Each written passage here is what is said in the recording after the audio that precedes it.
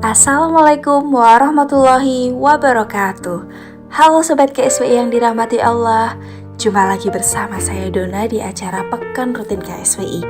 Gimana nih Sob kabarnya? Sehat selalu ya Sob?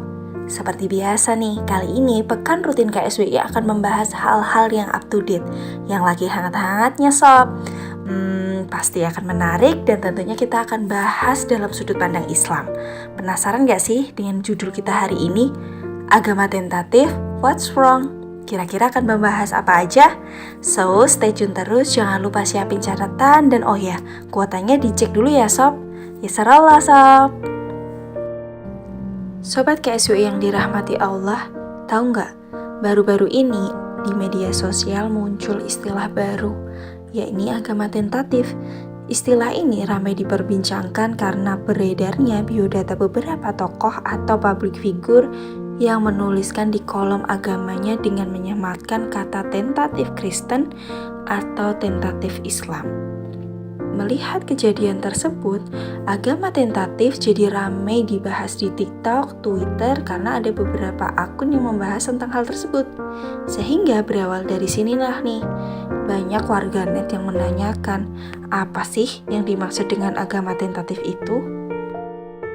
Oke Sob, kalau dilihat dari segi bahasa, menurut KBBI, agama artinya ajaran, sistem yang mengatur tata kehidupan atau kepercayaan dan peribadatan kepada Tuhan Yang Maha Esa, serta tata aturan yang berhubungan dengan pergaulan dan manusia serta lingkungannya. Sedangkan tentatif itu bermakna belum pasti, masih dapat berubah atau sementara waktu. Nah, jadinya apa yang dimaksud dengan frasa agama tentatif itu sendiri dapat merujuk pada keyakinan seseorang yang masih belum pasti atau dapat berubah di kemudian hari. Nah, orang yang menyematkan kata tentatif meyakini bahwa agama itu sebagai sebuah keyakinan yang bersifat sementara dan dapat berubah sesuai dengan keyakinan nanti. Itulah mengapa dalam kolom agama mereka menuliskannya dengan menyematkan kata tentatif. Lalu seperti apa sih hukum pindah agama itu di Indonesia? Ternyata di Indonesia bagi orang dewasa mengubah status agama itu merupakan hak. Dan hal ini diatur oleh undang-undang dan peraturan negara, yaitu pada Undang-Undang tahun 1945 pada pasal 29 mengatakan bahwa negara berdasar atas ketuhanan Yang Maha Esa dan negara menjamin kemerdekaan tiap-tiap penduduk untuk memeluk agamanya masing-masing dan untuk beribadat menurut agamanya dan kepercayaan itu. Dan peraturan mengenai pindah agama juga diatur dalam Undang-Undang Nomor 24 Tahun 2013 tentang Administrasi Kependudukan. Jadi, secara hukum, pindah agama di Indonesia sendiri diperbolehkan atas nama kemerdekaan memeluk agama, dan cara pindah agamanya pun itu cukup mudah karena memiliki dasar hukum tadi. Tapi ini ya Sob, ada apa sih sebenarnya di balik viralnya frasa agama tentatif tersebut? Sob, kamu harus tahu nih, di balik frasa agama tentatif itu ternyata tampak jelas sekali adanya upaya menggiring opini publik atau umat untuk berpikir bahwa berpindah agama itu adalah hal yang biasa, bukan sebuah hal yang buruk dan juga tabu. Jadi umat di sini tuh ya dibikin supaya ketika ada orang yang berpindah agama itu mereka merasa biasa-biasa saja. Sehingga orang yang berpindah agama tadi itu tidak perlu dihujat dan juga tidak perlu untuk mencela mereka. Nah, dengan pemahaman seperti inilah nih bahayanya umat pada akhirnya itu menganggap tidak mengapa beragama apapun karena semua agama itu benar, serta tidak mengapa memiliki keyakinan yang berubah-ubah. Nah, ini nih, jadi nggak aneh ya kalau hari ini nih akan muncul pemikiran-pemikiran yang seperti itu tadi. Contohnya seperti ini nih, toh semua agama benar kan? Tidak apa-apa kan pindah-pindah agama?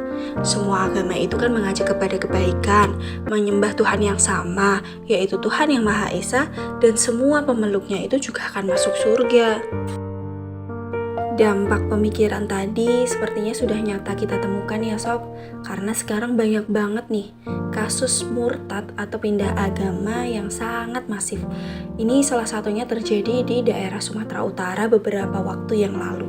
Kalau pemikiran itu tadi dibiarkan, maka tentu saja akan banyak umat Islam yang tidak mantap dengan agamanya dan memilih beragama secara tentatif.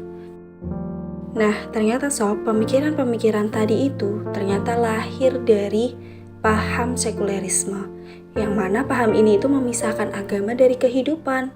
Mereka mengira dalam hidup ini mereka nggak butuh sama aturan agama. Mereka juga merasa bisa mengatur dirinya sendiri sehingga nggak butuh aturan dari pencipta. Agama pada paham ini tuh hanya dianggap sebagai ibadah ritual saja, sehingga hilang esensinya dalam kehidupan. Jadi, Islam hanya ditempatkan di ranah private.